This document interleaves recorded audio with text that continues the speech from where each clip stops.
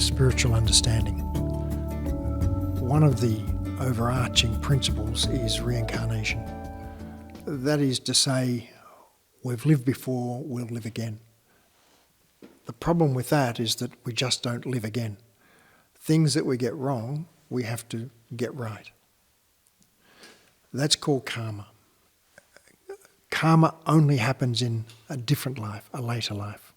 So therefore, part of the pre-existing conditions of your life are set up so that you can meet those karmatic conditions. That's part of that predetermination. And it's not happenstance.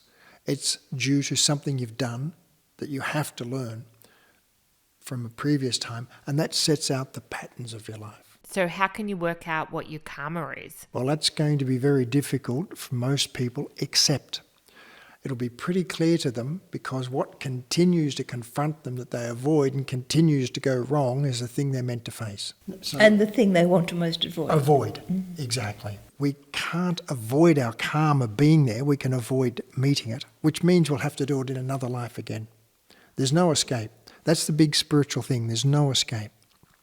So karma means confronting the reality of our life and the conditions of our life until we can overcome them and move on to the next thing. That's what karma is about. If you don't confront the reality in the way your life's happened and what you're meant to learn from it and to move and grow, well then you're going to go pretty much nowhere. And it's worth saying here too that animals do not have karma, because animals, we are taught, live only once. The animal comes once for a purpose, comes to an owner for a purpose, to teach, to give, whatever that owner, that family requires.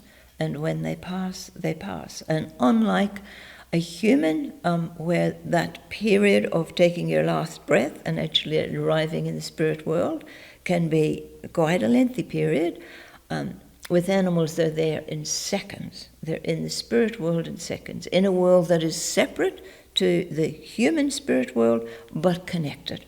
But they simply take their last breath and bang, they're there. So karma sounds quite complicated. It's very, very, very complex. Probably the most complicated spiritual topic there is.